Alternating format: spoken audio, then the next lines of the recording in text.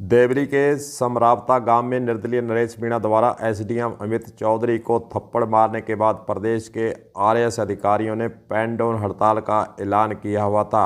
60 सीटों पर उपचुनाव के दौरान आचार संहिता लगी हुई है। आचार संहिता के बीच आरएएस अफसरों ने 2 दिन हड़ताल कर दी थी। बैठक और धरने दिए। आखिरकार फिर 9 बजे सीएम से मिलने के बाद 11 बजे फिर मीटिंग कर अपनी हड़ताल तोड़ने का ऐलान आरएएस एसोसिएशन ने कर दिया है। प्रमुख रूप से सीएम के सामने 2 मांगें रखी गई हैं। उनका कहना है कि सीएम ने आश्वासन भी दिया है और वे संतुष्ट हैं। पहली मांग जिलों में तैनात एसडीएम एडीएम को पीएसओ या गनमैन देना। दूसरी, विधानसभा सत्र में ऑफिशियल प्रोटेक्शन एक्ट लाना। यह 2 मांगें आरएएस जो एसोसिएशन है उसके द्वारा सीएम के सामने रखी गई हैं। आपको पता ही है कि एसडीएम अमित चौधरी को नरेश मीणा जो निर्दलीय प्रत्याशी थे उसने चुनाव के दौरान थप्पड़ जड़ दिया था। उसके बाद प्रदेश के अंदर अशांति की स्थिति उन जिलों के अंदर बनी थी। हालांकि अब धीरे धीरे स्थिति में सुधार हो रहा है।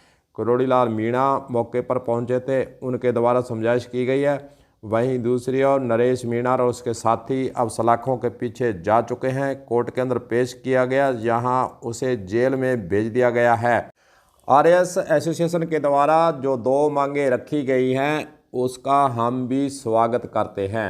अधिकारियों की सुरक्षा होनी ही चाहिए, क्योंकि अधिकारियों को मौके पर कई तरह के शांति व्यवस्था बनाए रखने के लिए वहाँ पर आदेश भी देने पड़ते हैं और वहाँ पर निर्णय भी लेने पड़ते हैं।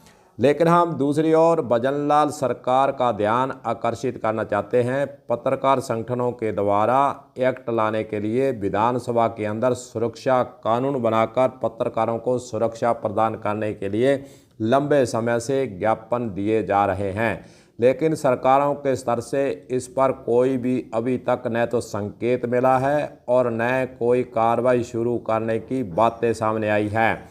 पत्रकारों को भी जब यह घटना घटी, देवली के अंदर घटना घटती है, उस वक्त 2 पत्रकारों पर भी हमले हुए हैं, उनके कैमरे तोड़े गए हैं। उसके लिए आखिरकार सरकार को आगे आकर कदम उठाने की आवश्यकता है। पत्रकारों के द्वारा जो कानून बनाने के लिए, सुरक्षा कानून बनाने के लिए मांग की गई है, उस पर सरकार को निर्णय लेना चाहिए।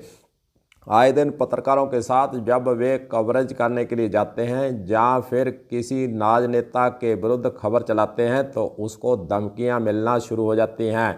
मोबाइल फ़ोन के जरिए पत्रकार को धमकी दी जाती है और उसको देख लेने की बातें सामने आती हैं।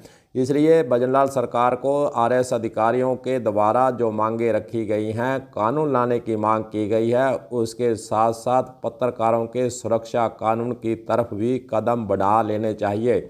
और आने वाले विधानसभा सत्र के अंदर पत्रकारों के द्वारा जो कानून बनाने की, सुरक्षा कानून बनाने की मांग की जा रही है, उस पर निर्णय करना चाहिए, ताकि पत्रकार स्वतंत्र रूप से निर्भीक होकर अपनी पत्रकारिता को अंजाम दे सकें। और जो छुटपैया नेता आए दिन पत्रकारों को धमकाते हैं उस पर लगाम लग सके और कहीं ना कहीं सच्ची सही और जो भ्रष्टाचार कर रहे हैं या फिर इधर उधर की बातें जो राजनेता करते हैं उस पर लगाम तभी लगेगी जब पत्रकारों को सुरक्षा कानून के तहत उनको सुरक्षा प्रदान की जाएगी। देखते हैं आरएएस अधिकारियों के संगठन के आगे तो सीएम ने कह दिया है कि आपकी दोनों मांगों से मैं सहमत हूं। देखते हैं इसके साथ साथ जब आरएएस अधिकारियों के मांग को पूरा किया जाएगा तब पत्रकारों के सुरक्षा कानून की तरफ भी क्या सरकार आगे बढ़ती है या फिर अपनी आंखें बंद किए हुए रहती है। कलम न्यूज़ के लिए गुरदेव सिंह सैनी की रिपोर्ट।